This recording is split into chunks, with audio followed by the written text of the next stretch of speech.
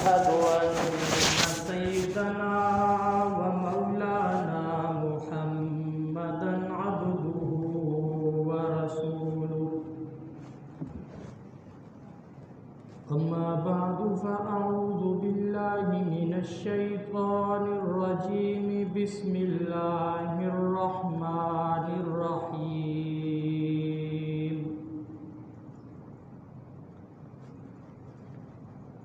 لقد رضي الله عن المؤمنين إذ يبايعونك تحت الشجرة فعلم ما في قلوبهم فأنزل السكينة عليهم وأثابهم فتحا قريبا.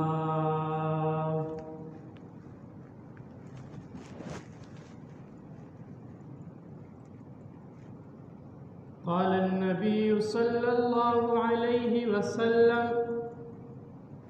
يا عثمان لعل الله يقمصك قميصا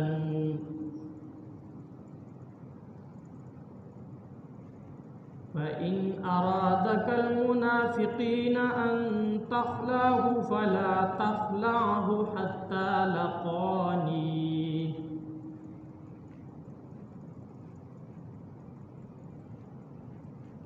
وقال النبي صلى الله عليه وسلم: إذا ظهرت الفتن أو قال البدع وسبت أصحابي فليظهر العالم علمه فمن لم يفعل ذلك فعليه لعنة الله والملائكة والناس أجمعين.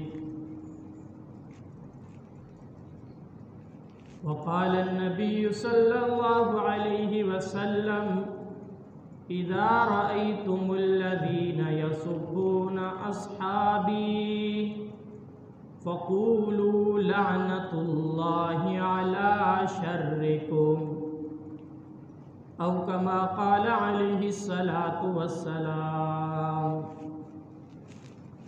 صدق الله وصدق رسوله النبي الأمي الكريم، ونحن على ذلك لمن الشاهدين والشاكرين، والحمد لله رب العالمين.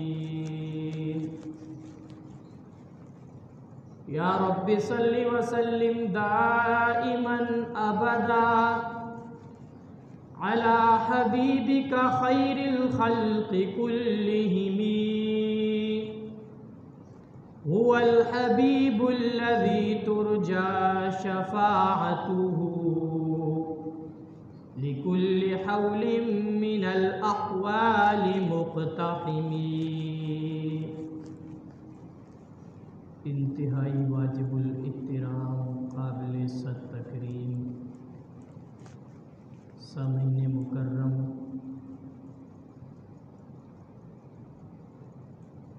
اسلامی سال کا آخری مہینہ ذی الحج،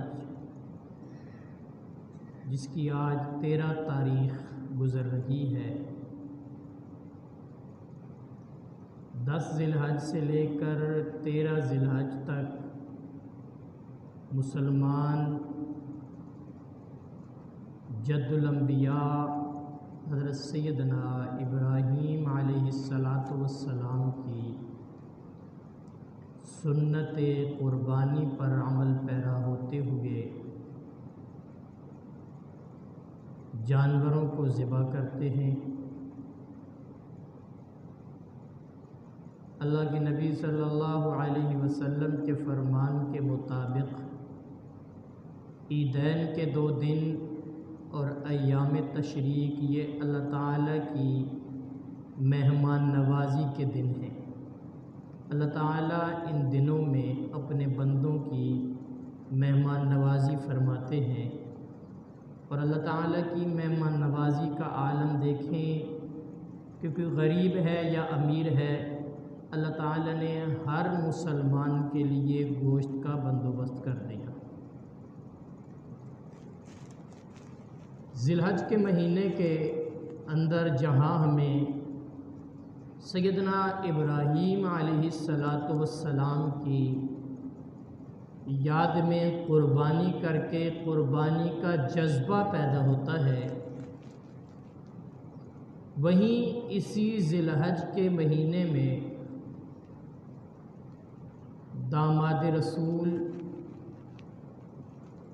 خلیفہ صوم امیر المومنین حضرت سیدنا عثمان بن عفان رضی اللہ تعالیٰ عنہ کا یوم شہادت بھی 18 ذی الحج کو ہے، اور یقیناً یہ 18 ذی الحج جو حضرت عثمان رضی اللہ تعالیٰ عنہ کا یوم شہادت ہے، یہ بھی اہل اسلام کے دلوں میں قربانی، شہادت کے جذبے اور تڑپ کو موجزن کرتا ہے۔ یوں تو اسلام کا پورے سال کا کوئی دن ایسا خالی نہیں ہے جس دن کوئی شہادت نہ ہوئی ہو، نہ کوئی مہینہ ایسا خالی ہے، نہ کوئی دن اور رات ایسا خالی ہے، لیکن کچھ شخصیات ایسی ہیں کہ جن کی قربانیوں سے اللہ تعالیٰ نے اسلام کے پودے کو سینچا، انہوں نے قربانیاں دیں تو یہ دین بحمدہ تعالیٰ میرے اور آپ تک پہنچا۔ تو ضروری یہ ہے کہ ان کا تذکرہ، ان کی سیرت و کردار کا تذکرہ اس عنوان اور اس نیت سے کیا جائے کہ اللہ تعالیٰ ہمیں بھی ان کے نقش قدم پر چلنے کی توفیق عطا فرمائے۔ حضرت سیدنا عثمان غنی رضی اللہ تعالیٰ عنہ چوتھے نمبر پہ اسلام لانے والے فرد ہیں۔ نبی کریم صلی اللہ علیہ وسلم نے جو دعوت دی تو خواتین میں سب سے پہلے حضرت سیدہ خدیجہ الکبریٰ رضی اللہ تعالیٰ عنہ ایمان لائیں،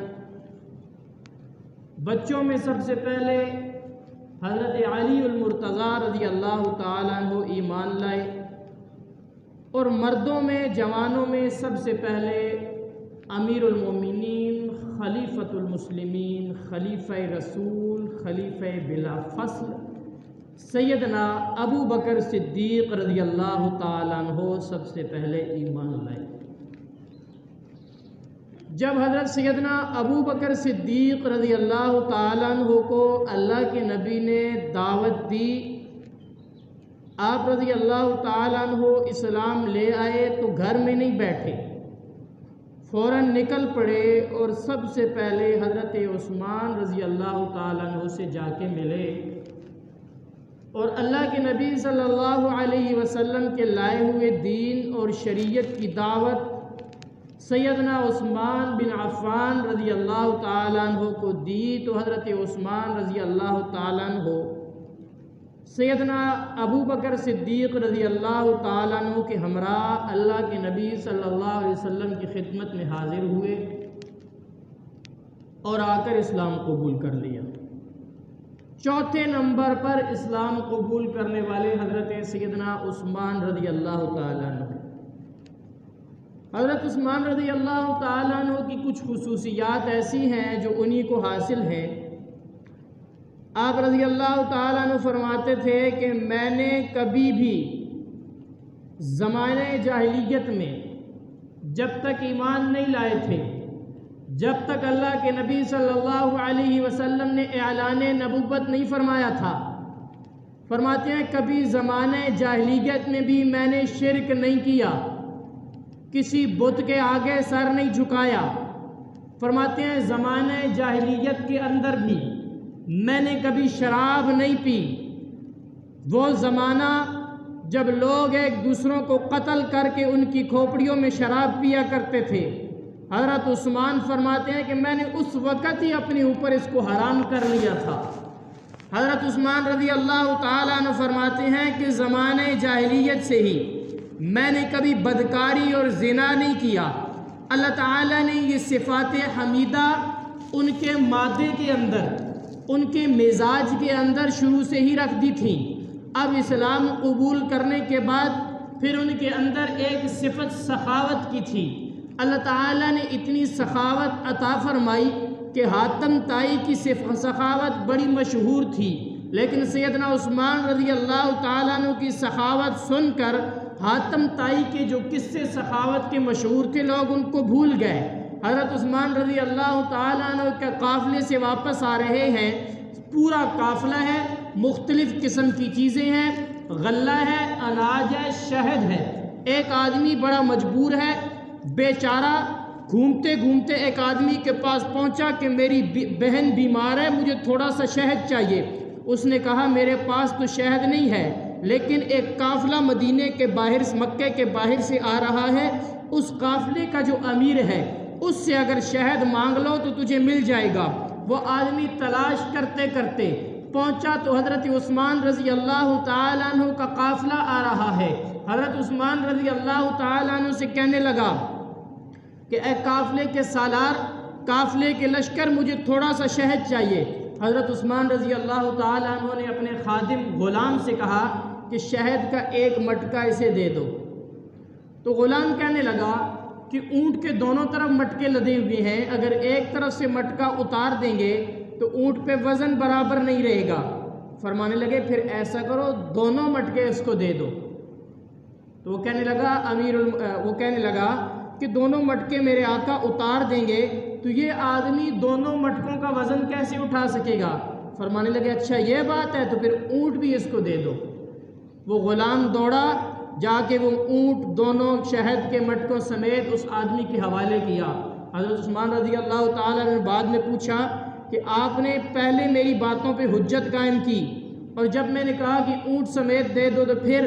کہنے لگا مجھے ڈر یہ لگ گیا تھا کہ آپ اگلی دفعہ میں سوال کروں گا تو آپ کہو گے کہ آپ بھی اس کے ساتھ چلے جاؤ۔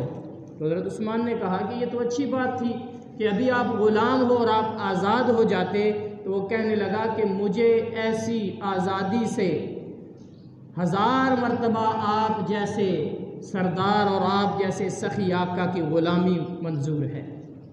تو یہ آپ کی سخاوت کا منظر ہے۔ ایک دفعہ مدینے کے اندر قحط پڑ گیا۔ حضرت عثمان رضی اللہ تعالیٰ عنہ کا قافلہ کہیں سے آ رہا تھا۔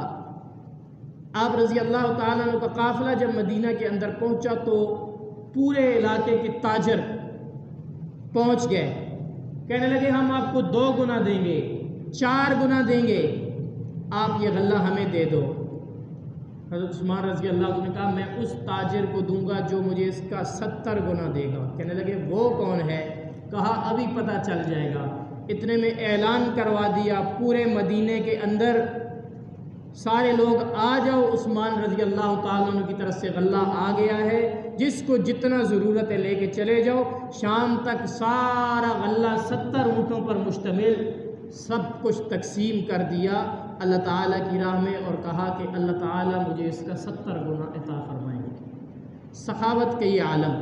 مدینے کے اندر جب ہجرت کر کے گئے، ایک ہی میٹھے پانی کا کنواں تھا اور وہ بھی ایک یہودی کے پاس، جو یہودی ایک دن مسلمانوں کو پانی بھرنے دیتا اس یہودی کے پاس، تو وہ مسلمانوں کو بڑے مہنگے داموں میں پانی دیتا تھا۔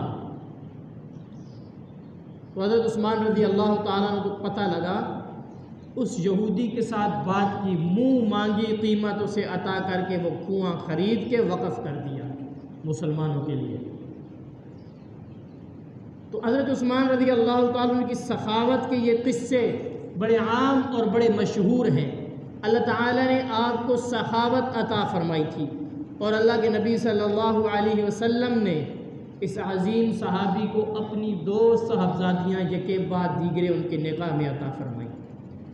پہلا نکاح سیدہ رقیہ رضی اللہ تعالیٰ عنہ سے ہوا، ان کا انتقال ہو گیا جب مسلمان بدر سے واپس آ رہے تھے فتح کے بعد۔ حضرت عثمان رضی اللہ تعالیٰ عنہ اس وقت اپنی اہلیہ کو دفن کر کے آ رہے تھے آپ صلی اللہ علیہ وسلم نے اپنی دوسری صاحبزادی کا بھی حضرت عثمان کے نکاح میں دے دی اور فرمایا کہ اگر میری 100 بیٹیاں ہوتی اور یکے بعد دیگرے میں ساری عثمان کے نکاح میں دے دیتا تو مجھے اس پہ فخر ہوتا۔ صلح حدیبیہ کا موقع آیا، اللہ کے نبی صلی اللہ علیہ وسلم نے خواب میں دیکھا کہ بیت اللہ کا طواف کر رہے ہیں۔ آپ صلی اللہ علیہ وسلم نے 1400 صحابہ کا لشکر ساتھ لیا، جنگی ساز و سامان نہیں تھا، چلے گئے مقام حدیبیہ پہ پہنچے کہ بیت اللہ کے طواف کے لیے جا رہے ہیں، عمرہ کرنے کے لیے جا رہے ہیں۔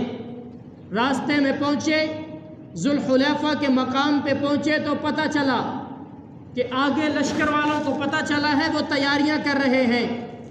آپ صلی اللہ علیہ وسلم نے راستہ تبدیل کیا اور راستہ تبدیل کر کے حدیبیہ کے مقام پہ پہنچ گئے، اس لیے کہ ٹکراؤ کا ارادہ نہیں تھا، لڑنے کا ارادہ نہیں تھا، ارادہ عمرے کا تھا، جنگی ساز و سامان پاس نہیں تھا۔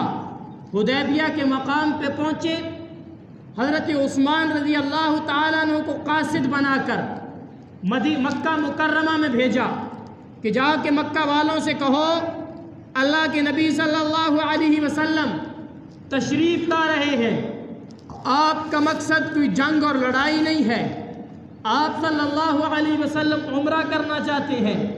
اب مکہ والوں نے کہا عثمان تم ہماری قریبی ہو، تم چاہو تو بیت اللہ کی زیارت کر لو، تم چاہو تو بیت اللہ کا طواف کر لو، چاہو تو عمرہ کر لو، تمہیں اجازت دیتے ہیں۔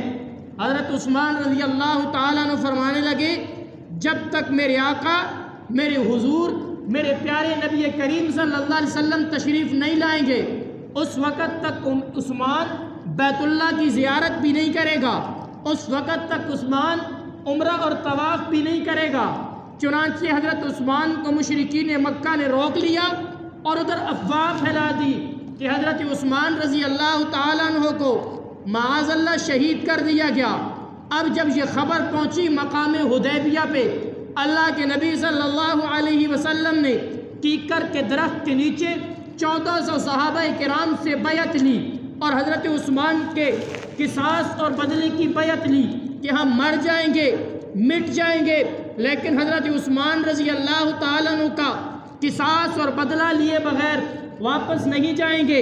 اللہ تعالیٰ نے حضرت عثمان کی شان تو حضرت عثمان کی شان، حضرت عثمان کی زندگی کے لیے، حضرت عثمان کے لیے بیعت کرنے والے جنہوں نے اللہ کے نبی کے ہاتھ پر 1400 صحابہ نے بیعت کی، اللہ تعالیٰ نے قرآن میں ذکر کیا لقد رضی اللہ عن المؤمنین اذ یبایعونک تحت الشجرہ، البتہ تحقیق اللہ راضی ہو گیا ان مومنوں سے جنہوں نے آپ کے ہاتھ پر درخت کے نیچے بیعت کی تھی۔ یہ حضرت عثمان کے قصاص کے لیے، حضرت عثمان کے بدلے کے لیے جن سے اللہ کے نبی نے بیعت لی، جنہوں نے اللہ کے نبی کے ہاتھ پہ ہاتھ دیا، اللہ رب العزت ان سے راضی ہو گئے تو خود حضرت عثمان رضی اللہ تعالیٰ عنہ سے رضا کا عالم کیا ہوگا۔ فرمایا لقد رضی اللہ عن المؤمنین اذ یبایعونک تحت الشجرہ فعلم ما فی قلوبہم، اللہ تعالیٰ جانتا ہے ان کے دلوں میں کیا ہے۔ آج دنیا کے لوگ کہتے ہیں نا کہ جناب بعد میں بدل گئے تھے، دل سے اللہ کے نبی کے ساتھ نہیں تھے، اوپر سے تھے۔ اللہ تعالیٰ نے جواب دے دیا فعلم ما فی قلوبہم، اللہ تعالیٰ جانتا ہے ان کے دلوں میں جو کچھ ہے، کہ ان کے دلوں میں بھی وہی تقوی ہے جو ظاہر ان کی صورتوں میں، ان کے جسموں میں جو تقوی ہے۔ اس لیے اللہ تعالیٰ نے ان سے رضاعت کا، اللہ تعالیٰ نے ان سے راضی ہونے کا اعلان کیا۔ حضرت عثمان رضی اللہ تعالیٰ عنہ کی شہادت کے، حضرت عثمان رضی اللہ تعالیٰ عنہ کے قصاص کے لیے اللہ کے نبی بیعت لے رہے ہیں۔ اللہ کے نبی نے دایاں ہاتھ رکھا، 1400 صحابہ نے اس پر بیعت کی۔ آخر میں آپ صلی اللہ علیہ وسلم نے اپنے دائیں ہاتھ پہ بایاں ہاتھ رکھ کے فرمایا کہ عثمان یہاں پہ نہیں ہے، یہ میرا ہاتھ عثمان کا ہاتھ بنے گا اور عثمان کی طرف سے میں خود بیعت کرتا ہوں۔ پھر اللہ تعالیٰ کی طرف سے تقدیر آئی، صلح ہو گئی، معاہدہ طے ہو گیا، جب معاہدہ طے ہوا اس کے بعد حضرت عثمان رضی اللہ تعالیٰ عنہ بخیر و عافیت واپس لوٹ کے آ گئے۔ یہی حضرت عثمان رضی اللہ تعالیٰ عنہ، اللہ تعالیٰ نے ان کو حیا اتنا دیا تھا، اتنا حیا اللہ تعالیٰ نے نوازا تھا کہ ایک دفعہ ام المومنین سیدہ عائشہ صدیقہ رضی اللہ تعالیٰ عنہ فرماتی ہیں کہ ایک دفعہ آپ صلی اللہ علیہ وسلم اپنے حجرہ مبارک میں تشریف فرما تھے اور میں پردے کے پیچھے آپ صلی اللہ علیہ وسلم کے معمولات کو دیکھ رہی تھی کہ حضرت سیدنا ابو بکر صدیق رضی اللہ تعالیٰ عنہ تشریف لائے۔ آپ صلی اللہ علیہ وسلم کی پنڈلی مبارک ننگی تھی، کپڑا ہٹا ہوا تھا۔ اللہ کے نبی صلی اللہ علیہ وسلم کی خدمت میں حضرت سیدنا ابو بکر رضی اللہ عنہ تشریف لائے، آپ صلی اللہ علیہ وسلم اسی حالت میں تشریف فرما تھے۔ حضرت سیدنا عمر فاروق رضی اللہ تعالیٰ عنہ تشریف لائے، اسی حالت میں تشریف فرما تھے۔ ان سے جو بات چیت ہوئی وہ تشریف لے گئے۔ حضرت سیدنا عثمان رضی اللہ تعالیٰ عنہ تشریف لے آئے تو آپ صلی اللہ علیہ وسلم اٹھ کے بیٹھ گئے، کپڑے کو سیدھا کر لیا۔ سیدہ فرماتی ہیں کہ میں نے بعد میں پوچھا یا رسول اللہ، ابو بکر و عمر رضی اللہ تعالیٰ عنہما تشریف لائے، آپ اسی حالت میں تھے۔ حضرت عثمان رضی اللہ تعالیٰ عنہ تشریف لائے، آپ اٹھ کے بیٹھ گئے۔ فرمایا عائشہ میں اس عثمان سے حیا کیوں نہ کروں جس سے رب کے فرشتے بھی حیا کرتے ہیں۔ یہ سیدنا عثمان رضی اللہ تعالیٰ عنہ، اللہ کے نبی صلی اللہ علیہ وسلم نے حضرت عثمان رضی اللہ تعالیٰ عنہ کو ایک بشارت دی تھی۔ فرمایا لعل اللہ یقمصک قمیصا فإن ارادک المنافقین ان تخلاه فلا تخلاه حتى لقانی، اللہ تعالیٰ یقیناً آپ کو ایک قمیص پہنائیں گے، خلافت کی قمیص۔ منافقین ارادہ کریں گے کہ آپ سے وہ اتار لیں، فلا تخلاه، اس کو اتارنا نہیں ہے، حتی لقانی، یہاں تک کہ مجھ سے مل لو۔ حضرت عمر رضی اللہ تعالیٰ عنہ کی شہادت جب ہوئی 22-23 ہجری یکم محرم الحرام، تو حضرت عمر رضی اللہ تعالیٰ عنہ نے آخری وقت میں چند صحابہ کرام، 6 صحابہ کرام کا نام کو نامزد فرمایا کہ یہ صحابہ کرام ہیں، یہ مجلس شورا بنا دی، ان میں سے جو اپنی مرضی سے کسی ایک کو خلیفہ مشاورت کے ساتھ طے کر دیں۔ تو تمام جو 6 صحابہ کرام تھے انہوں نے مشورہ لیا اور دیگر صحابہ کرام جو تھے ان سے بھی مشورہ لیا، اور حضرت عثمان رضی اللہ تعالیٰ عنہ کو یکم محرم الحرام 23 ہجری کو حضرت عثمان کی بیعت ہوئی۔ اور آپ رضی اللہ تعالیٰ عنہ کے دور میں، حضرت عمر کے دور میں جو خلافت تھی وہ 22 لاکھ مربع میل تک اسلامی پرچم لہرایا تھا۔ حضرت عثمان رضی اللہ تعالیٰ عنہ نے اتنی فتوحات کی کہ اس کو دگنا کیا، 44 لاکھ مربع میل تک حضرت عثمان رضی اللہ تعالیٰ عنہ کے دور خلافت میں اسلامی سرزمین پہنچ گئی۔ تو حضرت عثمان رضی اللہ تعالیٰ عنہ کے دور میں منافقین کا ایک گروہ اٹھا عبداللہ بن سبا کی قیادت میں۔ عبداللہ بن سبا دراصل یہودی تھا، اس نے لوگوں کو تیار کیا، پہلے گورنروں کے خلاف بغاوت کی، جو حضرت عثمان کے مختلف علاقوں میں گورنر تھے ان کے خلاف بغاوت کی، پھر آہستہ آہستہ کرتے اپنا گروہ بناتے بناتے حج کا موقع تھا، صحابہ کرام حج پہ تشریف لے گئے تو حضرت عثمان رضی اللہ تعالیٰ عنہ کے گھر کا گھیراؤ کر لیا گیا۔ 40 دن تک محاصرہ رہا حضرت عثمان رضی اللہ تعالیٰ عنہ کے گھر کا، اندر کھانا پانی لے جانے والا بند کر دیا گیا۔ آج ہمارے ملک کے اندر یا دنیا کے اندر 10 محرم الحرام نواس رسول جگر گوش بطول حضرت سیدنا حسین ابن علی رضی اللہ تعالیٰ کا یوم شہادت ہے۔ حضرت حسین رضی اللہ تعالیٰ عنہ کے یوم شہادت پہ ایک تو وہ طبقہ روافض کا جو حسین کے نام پہ اپنے آپ کو کیش کرواتے ہیں، لیکن ایک ہمارے اہل سنت کے اندر کہ 10 محرم کو ہمارے گھروں میں بھی دیگیں چڑھتی ہیں، ہمارے سنیوں کے گھروں میں دیگیں پکتی ہیں حضرت حسین رضی اللہ تعالیٰ عنہ کی شہادت پر۔ ٹھیک ہے، محبت ہونی چاہیے، اچھی بات ہے، لیکن سوال یہ ہے کہ حضرت حسین رضی اللہ تعالیٰ عنہ پر ان کی بھی مظلومانہ شہادت تھی، 3 دن تک پانی بند کیا گیا، لیکن حضرت عثمان رضی اللہ تعالیٰ پر 40 دن تک راشن کا پانی ساری چیزیں بند کر دی گئی۔ جب حضرت عثمان کا یوم شہادت 18 ذی الحج ہے، مجھے بتائیں کتنے سنیوں کے گھر میں دیگیں پکتی ہیں؟